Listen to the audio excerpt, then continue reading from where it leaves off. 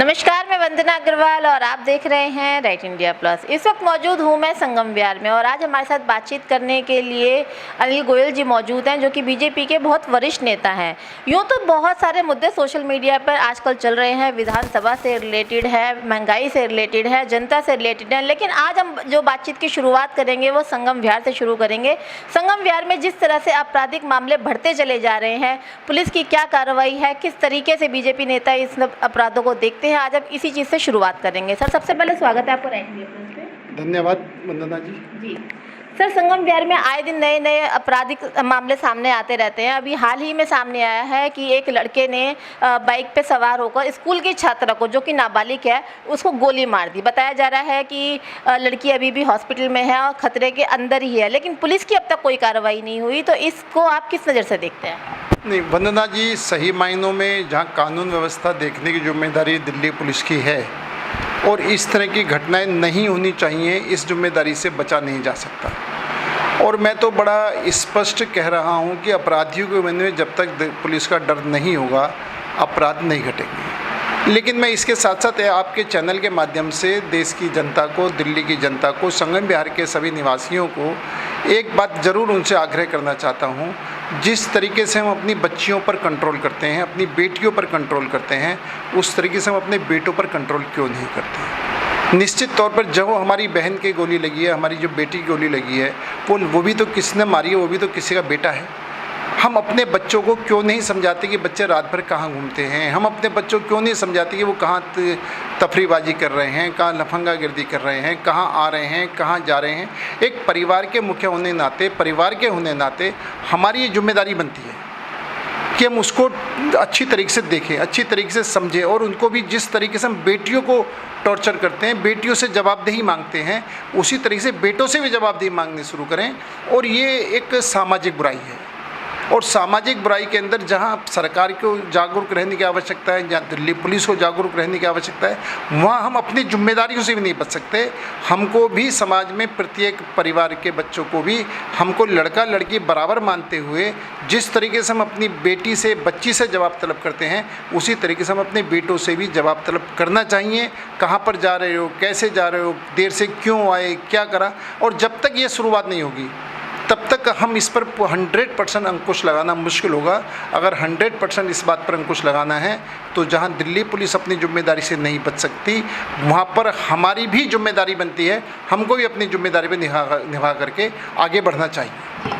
Sir, सबसे बड़ा सवाल ये होता है, किसी भी अपराध को अंजाम देने के लिए एक हथियार की ज़रूरत होती है, और आजकल देखा जा रहा है जो नाबालिग बच्चे होते हैं उनको हथियार बहुत आसानी से उपलब्ध हो जाते हैं। तो क्या लगता है आपको कि किसकी कमी है? पुलिस की कमी है कि सरकार की कमी है? कैसे उपलब्ध हो जाते हैं? नहीं, आपके क्वेश्चन का जवाब मैं पहले ही दे चुका हूँ। जहाँ ये बिल्कुल ठीक है, जो अवैध हथियार होते हैं, अवैध हथियार बच्चों के हाथ तक पहुँच रहे हैं, तो कहीं ना कहीं एक बहुत बड़ा माफिया है, बहुत बड़ा षड्यंत्र है, और वो माफिया इस किस्म के काम कर रहा है और वो अपने मिशन पर कामयाब हो पा रहे हैं। अगर कहीं पर हमारी दिल्ली पुलिस इसको नहीं देख पा रही है, जितना देखती है एक्शन भी लेती है, बंद भी करती है, कार्रवाई भी होती है, वहाँ पर फिर वही बात आती है कि जब तक हम अपने बच्चों को नहीं रोकेंगे, अपने बच्चों पर निगाह नहीं रखेंगे, अपने बच्चों को अच्छा बुरा नहीं समझाएंगे, नहीं बताएंगे, तब तक हमारे बच्चे गलत रास्ते पर चलेंगे। और जब बच्चे गलत रास्ते पर चलेंगे तो गलत काम होंगे। तो इसलिए हम अपनी जिम्मेदारी से वंचित नहीं हो सकते। और मैं एक बहुत स्पष्ट उदाहरण दे करके अपनी बात को समाप्त करना चाहता हूँ कि जहाँ पांडव और कौरवों का युद्ध हुआ था, पांडव जो जीते थे वो इसलिए जीते थे कि उनकी माता की निगाह हमेशा बच्चों पर रहती थी, वो गलत काम करने से रोकती थी। और जो कौरव 100 होने के बाद में भी, सबसे शक्तिशाली होने के बाद भी, एक एक मारती ऐसा मारती जो पांचों पांडवों को मार सकता था। लेकिन वहाँ पर जो था कि उनके माँ और बाप दोनों बच्चों की गतिविधियों को नहीं देख सकते थे, उनके गलत काम नहीं रोक सकते थे, या उन्होंने नहीं रोके, उसके दुष्परिणाम सामने हैं। इसलिए आज मैं प्रत्येक हिंदुस्तान के परिवार के मुखिया से निवेदन करता हूँ, माताओं बहनों से निवेदन करता हूँ कि अपने बच्चों को पूरी तरीके से सुरक्षित रखना है, आगे बढ़ाना है, तो उन पर पैनी निगाह रखना ज़रूर शुरू करें। जहाँ पर बच्चे गलती करें उनको बैठा लें, समझाएं, रोकें, टोकें। उसमें देश का भी फ़ायदा है, उनके परिवार का भी फ़ायदा है, बच्चे का भी फ़ायदा है, और क्षेत्र में शांति होगी, हमारी बच्चियाँ भी सुरक्षित रहेंगी। सर, जिस तरीके से छोटे बच्चों के हमने बात करी, मामले बढ़ते जा रहे हैं, तो लोगों का मानना है कि इन सब में सबसे बड़ा रोल आज का इंटरनेट निभाता है। एक तरफ से हमारा भारत बहुत तेज़ी से आगे बढ़ रहा है, बहुत तेज़ी से विकास कर रहा है, हर हाथ में मोबाइल है। छोटे छोटे बच्चे जो मोबाइल चलाना भी नहीं जानते थे, मतलब पैदा होते उनको मोबाइल्स चाहिए। तो नहीं लगता है आपको कहीं ना कहीं जो हमारा देश है वो पिछड़ भी रहा है? नहीं, देखो, मैं इंटरनेट को मैं मना नहीं करता, वाकई में इंटरनेट का भी हाथ है। और लेकिन अब एक फिर वही बात आ जाती है कि जब हमारा बच्चा रोता हम मोबाइल उसके हाथ में दे देते हैं। हम उसके हाथ में खिलौना क्यों नहीं देते? हम उसके साथ खेलते क्यों नहीं हैं? हम उसके साथ बैठते क्यों नहीं हैं? आजकल क्या है, मम्मी पापा, बच्चा रो रहा है उसको मोबाइल में रेम्स चला कर दे दे। अब जब बच्चे को मोबाइल दे देंगे, बच्चा मोबाइल चलाएगा तो शुरू में वो रेम्स देखेगा, बाद में अपने आप ही सब चीज़ चलाना शुरू कर देता है, बच्चा देखना शुरू कर देता है।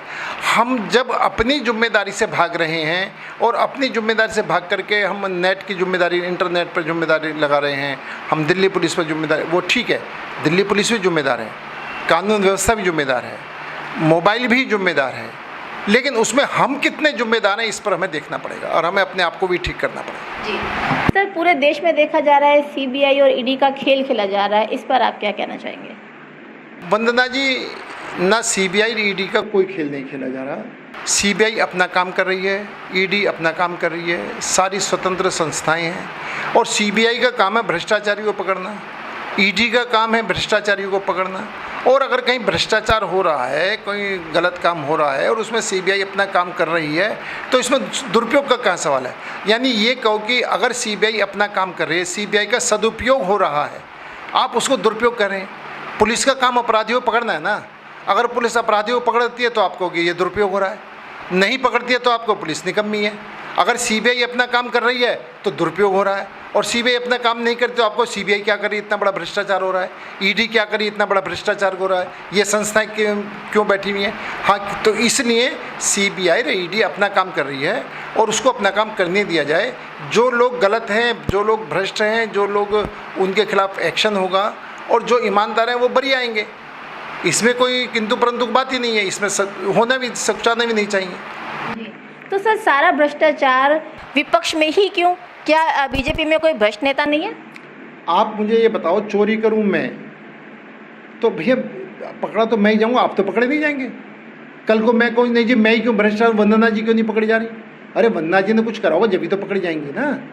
तो इसलिए सवाल क्या है कि जो भी व्यक्ति है वहाँ कोई बीजेपी, कांग्रेस, आम आदमी पार्टी, समाजवादी पार्टी नहीं है, वहाँ पर हिंदू, मुस्लिम, सिख, ईसाई नहीं है, वहाँ पर व्यक्ति विशेष है।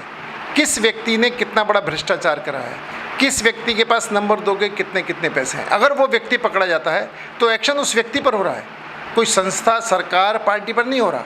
इसलिए जो गलती कर रहा है उसकी सज़ा उसको मिल रही है, उसकी सज़ा वही भुगत रहा है। इसलिए आप इसको राजनीतिक चश्मे से ना देख करके इसमें ये देखो, जो पकड़े जा रहे हैं क्या वो वाकई में भ्रष्ट है? क्या उन्होंने अपराध करा है? क्या उनके पास ब्लैक मनी पकड़ी गई है? और अगर ये सब पकड़ी गई तो भ्रष्ट है, उनको भ्रष्ट की निगाह से देखा जाए। उनको इस निगाह से क्यों देखा जाता है कि वो कौन सी पार्टी कार्यकर्ता हैं, कौन से पार्टी कार्यकर्ता नहीं है, कौन से धर्म के लोग हैं, कौन से धर्म के लोग नहीं है, कौन सी जाति के लोग हैं, कौन सी जाति के लोग नहीं है? क्यों देश को बर्बाद करने पर लगे हुए हैं? अगर भ्रष्टाचारियों को पकड़ा जा रहा है, आतंकवादियों को पकड़ा जा रहा है, गलत काम करने से रोका जा रहा है, तो इसमें तो सरकार को शाबाशी देनी चाहिए, सीबीआई को शाबाशी देनी चाहिए, ईडी को शाबाशी देनी चाहिए। जो अपना काम कर रहे हैं उस पर आप अपनी गलतियों को छिपाने के लिए आप अगर इस तरह के आरोप लगाएंगे तो निश्चित तौर पर देश की जनता देख रही है कि आज नरेंद्र मोदी जी एक अच्छा काम कर रहे हैं, भ्रष्टाचारी को पकड़ रहे हैं, आतंकवादियों का सफाया कर रहे हैं, और ये अपनी चीज़ों को छिपाने के लिए इस तरह के आरोप लगा रहे हैं। जी सर, आपकी सीआईडी है, आपकी सीबीआई है और आपकी ईडी है, और 14 घंटे आप लोगों ने मनीष सिसोदिया के घर पे रेड करी, तो मिला क्या? सीबीआई ने रेड करी ना, ईडी ने रेड करी ना, तो क्या मिला क्या नहीं मिला सीबीआई ईडी वाले बताएंगे। मैं तो उस रेड में शामिल नहीं था, लेकिन इसमें डरने की जरूरत क्या है? अगर कुछ नहीं मिला तो मनीष जी बिल्कुल पाक साहब बाहर आएंगे, हम सब उनका स्वागत करेंगे, और कुछ मिला तो उनको सज़ा मिलेगी। इसमें घबराने की क्या बात है? और क्या मिला क्या नहीं मिला ये उनका जांच का दायरा है, और जांच के दायरे में जो भी ठीक है, जो गलत है उस पर एक्शन होगा, जो ठीक है उनको बरी करा जाएगा, उसमें कोई किंतु परंतु वाली बात ही नहीं। तो सर, आपका ये कहना है कि अभी तक मनीष सिसोदिया चोर है, ऐसा साबित नहीं हुआ है? नहीं, मैंने ये भी नहीं कहा कि वो साहूकार है।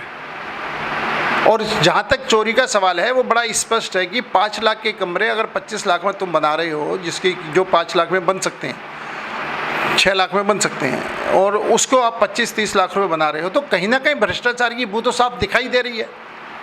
और अगर उसको वो गमन हो रहा है तो उसको गमन को रोकने की जिम्मेदारी भी तो मनीष सिसोदिया की है। लेकिन सर, मनीष सिसोदिया के ऊपर जो रेड पड़ी थी वो शराब घोटाले को लेके पड़ी। नहीं, शराब घोटाले के अंदर भी बड़ा स्पष्ट है कि आपने एक तरफ, अगर आप शराब घोटाले की बात करते हैं, लगभग 150 करोड़ रुपए आपने माफ़ करा। क्यों माफ़ करा? कि कोविड काल के अंदर शराब की दुकान बंद थी। मैं पूछना चाहता हूं कि जो शिक्षा के मंदिर थे, जहां पर बच्चे पढ़ने जाते थे, अगर वो शिक्षा के मंदिर बंद थे तो उन पर आप बिजली बिल भी माफ़ नहीं कर सकते, उन पर आप पानी का बिल भी माफ़ नहीं कर सकते।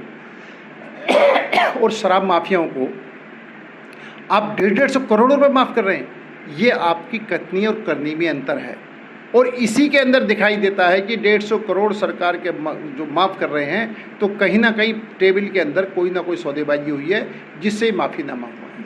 सर, आपने सीधा इल्ज़ाम लगाया कि उन्होंने 150 करोड़ शराब के उस घोटाले में माफ़ कर दिए, तो सर नरेंद्र मोदी ने भी तो माल्या के ऊपर 12,000 करोड़ माफ़ किए हैं, उसका तो कोई प्रूफ नहीं।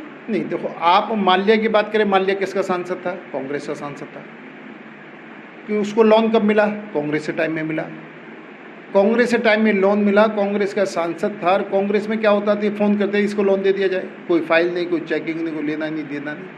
और उसके बाद में हमारी सरकार ने तो जिन्होंने लोन लिया उन पर अंकुश कसा है, उनको पकड़ने की कोशिश जारी है, और उनके हलक में से पैसा निकालने वाली बात आ रही है। मोदी जी किसी को माफ़ नहीं कर रहे। अगर मोदी जी माफ़ कर रहे हैं तो गरीब जनता को माफ़ कर रहे हैं। मोदी जी ने लिए हैं गैस के सिलेंडर, जो लोग सक्षम थे, जिनकी इनकम 10 लाख रुपए साल से ज़्यादा थी, उनसे निवेदन करके सिलेंडर लेकर गरीबों को सिलेंडर बांटे हैं। इसलिए चाहे उज्ज्वला योजना है, चाहे आयुष्मान योजना है, चाहे जनधन योजना है, चाहे बेटी बचाओ बेटी योजना है, हर योजना के अंदर गरीब से गरीब व्यक्ति को लाभ कैसे मिले, उसकी चिंता नरेंद्र मोदी जी कर रहे हैं। और दूसरी बात, जो एनपीए है, जितना उसके टाइम में एनपीए होता था, आज उतना एनपीए हमारे टाइम में नहीं हो रहा।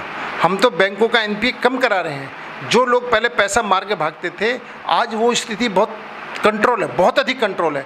अगर आप ये देखें कि पिछले मुकाबले पर, आपके मुकाबले पर बहुत अधिक कंट्रोल है। तो इसलिए आप ये ना कहें कि नरेंद्र मोदी किसी को माफ़ करा है, आप ये कहें नरेंद्र मोदी जी ने तो जिन्होंने खाया है उनके हलक से निकाल रहे हैं।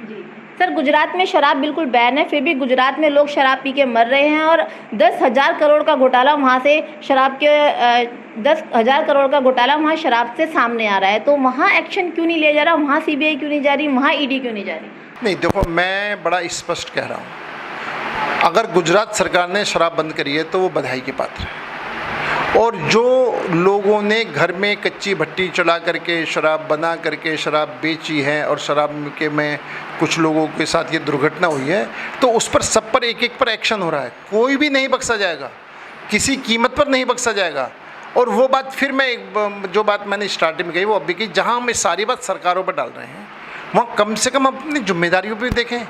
यानी निश्चित तौर पर जो उस कच्ची शराब बना करके बेच रहे हैं वो भी तो हमारे हिंदुस्तान के नागरिक हैं। क्या उनको ये काम करना चाहिए? क्या उनके परिवार वालों को इस काम को बढ़ावा देना चाहिए? क्या उनके इर्द गिर्द रहने वाले लोगों को इसको अंकुश नहीं लगाना चाहिए? हम सारी चीज़ जब सरकारों पर डालना शुरू कर देते हैं और उसके बाद में तो ये समस्याएं खड़ी होती हैं। सरकार तो एक्शन में है, एक्शन लेगी, सरकार किसी को नहीं बख्शेगी, आप इस बात की चिंता ना करें वंदना जी। लेकिन हम अपनी जिम्मेदारी को भी निभाना शुरू करें अगर हमें देश को आगे बढ़ाना है। सर, गुजरात की ही बात करते हैं। गुजरात में अभी हाल ही में अंडानी का जो पोर्ट था, गुजरात में पोर्ट है, वहाँ पे कई करोड़ों की हीरोइन पकड़ी गई है, जिसका आज तक कहीं कोई जिक्र नहीं है। तो वहाँ पे कार्रवाई क्यों नहीं हो रही? नहीं, मैं आपके माध्यम से मैं सुन रहा हूँ कि कई करोड़ों की हीरोइन पकड़ी गई है। अगर वो हीरोइन पकड़ी गई है तो उस पर भी एक्शन होगा, ना का कोई मतलब ही नहीं है। कोई किसी की, हाँ, वो चीज़ है कि वो चीज़ आप तक पता नहीं चली होगी, पकड़ी गई पता चली हो, उसके बाद क्या एक्शन हो ये आपको जानकारी नहीं होगी। लेकिन अगर आप जानकारी लेंगे तो उस पर आगे भी क्या एक्शन हो आपको पता लग जाएगा। सर, उस पर कोई एक्शन नहीं हुआ है। इवन किसी मीडिया ने उस पर खबर तक चलाने से मना कर दिया, क्योंकि गुजरात में बीजेपी सरकार है इसलिए। नहीं, ऐसा नहीं, मीडिया स्वतंत्र है। अगर स्वतंत्र मीडिया भी न्यूज़ नहीं चलाएगी तो आप भी तो उसको क्वेश्चन को कर रहे हैं ना, आप भी तो मीडिया की पार्ट हैं। क्या आपको नरेंद्र मोदी जी ने रोका? क्या आपको गुजरात सरकार ने रोका? नहीं रोका ना। इसलिए अगर जो या तो उस बात में सच्चाई नहीं है, और अगर सच्चाई है तो किसी को किसी ने नहीं रोका। और मैं तो ये बात खुद कह रहा हूँ कि मैं आपके माध्यम से ये बात सुन रहा हूँ, इसलिए इस पर मैं अधिक टिप्पणी नहीं कर सकता। लेकिन मुझे पूरा विश्वास है गुजरात सरकार पर, मुझे पूरा विश्वास है नरेंद्र मोदी जी की सरकार पर, भाजपा सरकार पर है कि वहाँ पर कोई भी व्यक्ति, कितना भी बड़ा व्यक्ति क्यों ना हो, जो गलत काम करेगा वो पकड़ा जाएगा, उसको सज़ा मिलेगी, किसी को भी नहीं बख्शा जाएगा। ये मैं विश्वासपूर्वक कह सकता हूँ। मुझे अपनी दोनों सरकारों पर 100% इस बात का विश्वास है। सर, आम आदमी पार्टी का आरोप है कि बीजेपी विधानसभा में हर मुद्दे पे बात करती है, लेकिन जब महंगाई का मुद्दा आता है तब वो चुप रहती है, ऐसा क्यों? नहीं, मुझे विधानसभा की बात करें या लोकसभा की बात करें? लोकसभा की। आप एक बात बताएं कि ईडी की छापे के बाद ही महंगाई याद क्यों आई? मैं राहुल गांधी जी से पूछना चाहता हूं कि जब इनके पास ईडी के छापे पड़े, सोनिया गांधी जी को बुलाया गया, राहुल को बुलाया गया, तभी इनको महंगाई याद आई। उससे पहले इनको महंगाई याद क्यों नहीं आई? यानी ये अपने आप को बचाने के लिए, अपने परिवार को बचाने के लिए, अपने भ्रष्टाचार को छिपाने के लिए महंगाई और बेरोजगारी का मुद्दा बना रहे हैं। और अब जहाँ महंगाई की बात है, मैं फिर एक, हाँ ठीक है, महंगाई है, नहीं होनी चाहिए, महंगाई बढ़ी है, नहीं बढ़नी चाहिए। लेकिन अगर हम इसका तुलना करें 2004 से 2014 के बीच में 21% तक महंगाई बढ़ी है, सिर्फ 6% महंगाई बढ़ी है। मैं महंगाई का समर्थन नहीं कर रहा, लेकिन तुलनात्मक देखो ना, तो उस टाइम उनको अपने टाइम की महंगाई याद नहीं आ रही है। आज अगर इस कोविड काल में 2 साल तक देश पूरी तरीके से जाम हो गया था, कोविड काल के बाद में इधर रूस यूक्रेन युद्ध हुआ है, उधर पूरे विश्व के अंदर सारी परिस्थितियों को देखते हुए भारत ने अपनी वैक्सीन बना करके 200 करोड़ लोगों को 200 करोड़ टीके, 250 करोड़ टीके फ्री लगाए हैं। वो पैसा भी तो कहीं से आया होगा ना। आज जो कल तक हम जेट नहीं खरीद सकते थे, आज राफेल खरीद रहे हैं, आज S-400 खरीद रहे हैं, आज हम युद्ध क्षेत्र में सबसे आगे हैं, वहाँ भी तो पैसा कहीं लग रहा होगा जी। कल तक हम सब चीज़ आयात करते थे, किल भी आयात करते थे, आज हम निर्यात कर रहे हैं, रक्षा सामग्री निर्यात कर रहे हैं। कितने बड़े गौरव की बात है। कल तक कोई हमें सुनता नहीं था, आज पूरा विश्व हमारी तरफ देख रहा है कि भारत क्या कह रहा है, क्या नहीं कह रहा है। आज हम श्रीलंका की मदद, आज देखो श्रीलंका के अंदर हालत क्या है, आज देखो पाकिस्तान की हालत क्या है, जहाँ भूखमरी फैल रही है। उन सबको देखते हुए भी सारी चीज़ यहाँ पर उपलब्ध है। हमने 2 साल तक गरीब लोगों को राशन भिजवाया। आप ये देखें कितना बड़ा काम हमने करा है।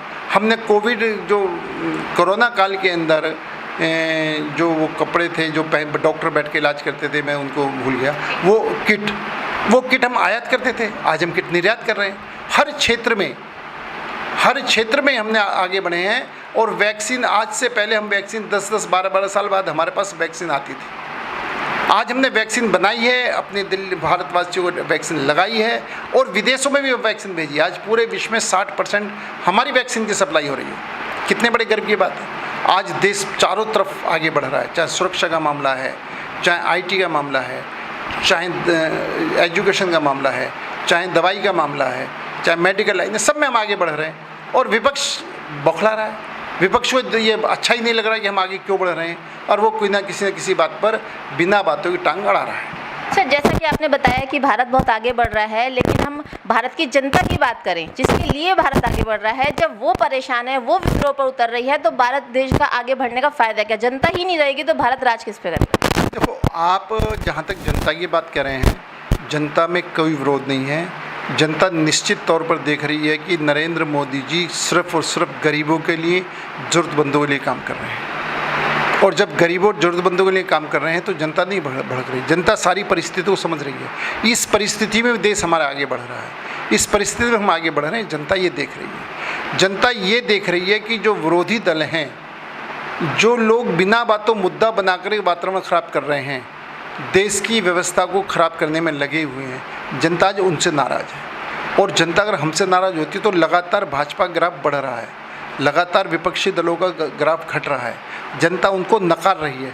क्यों नकार रही है? कि वो सिर्फ अपने हित की बात करते हैं और अपने हित की बात में जनता को ढाल बना रहे हैं। और हम सिर्फ जनता के हित की बात करते हैं। हम किसी भी कीमत पर इलेक्शन की राजनीति नहीं करते। इलेक्शन आते रहेंगे, जाते रहेंगे।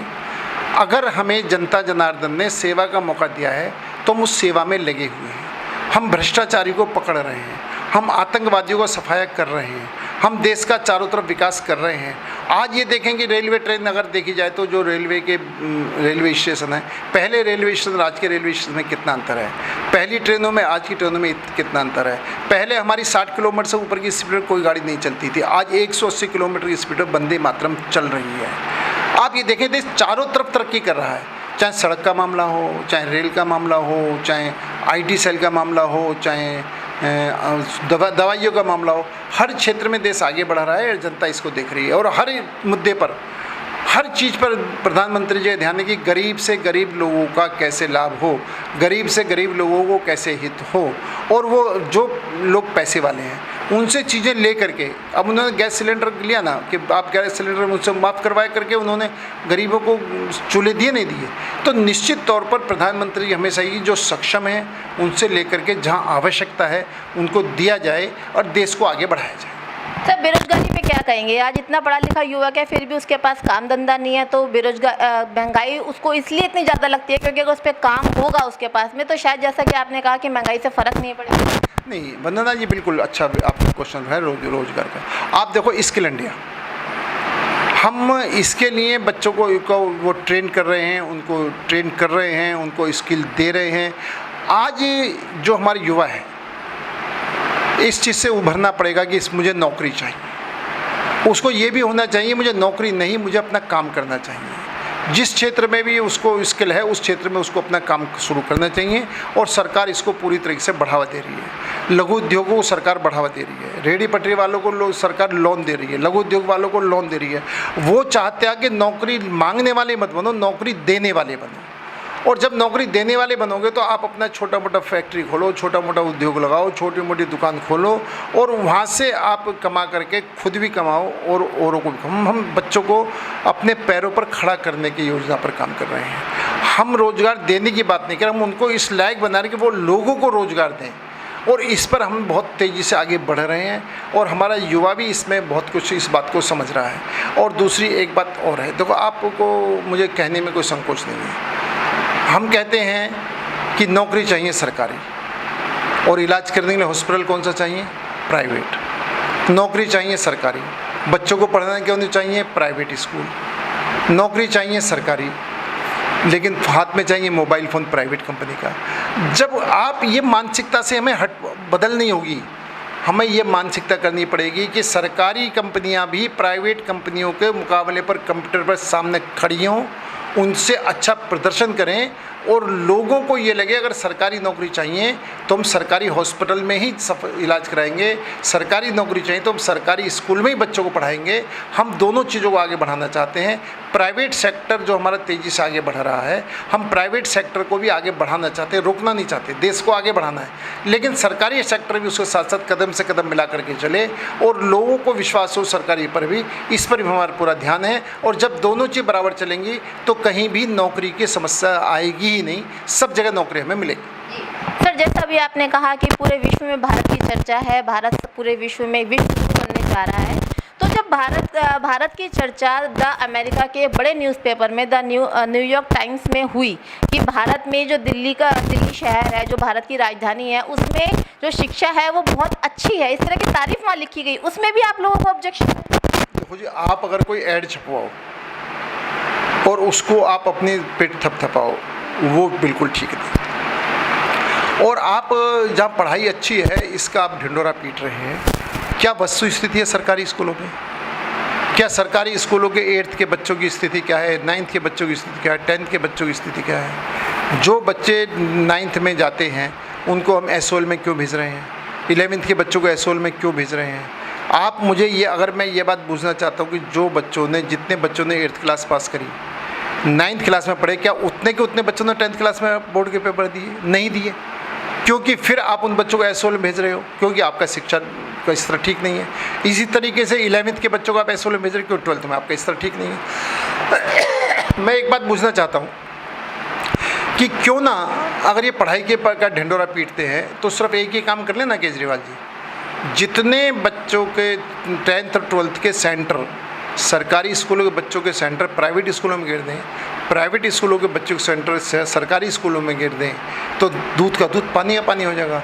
आज तो ये तूने भी बच्चों को नहीं पढ़ाया, मैंने भी नहीं बच्चों को पढ़ाया, मंत्री जी को रिजल्ट अच्छा देना है, जनता में झूठी वाहवाही लूटनी है, तू भी नकल करा ले, मैं भी नकल करा लूँ और बच्चों को पास करके जो है हम झूठी वाहवाही लूट लें। बच्चों का भविष्य बर्बाद हो रहा है और भारतीय जनता पार्टी इस चीज़ से चिंतित है कि हमारे देश का भविष्य बर्बाद हो रहा है। हम देश का भविष्य बर्बाद नहीं होने देंगे। हम देश के भविष्य को बचाने के लिए जो भी करना पड़ा करेंगे। हम झूठी वाहवाही में विश्वास नहीं करते, हम काम पर विश्वास करते हैं। हम देश का भविष्य बचाना चाहते हैं, झूठी वाहवाही नहीं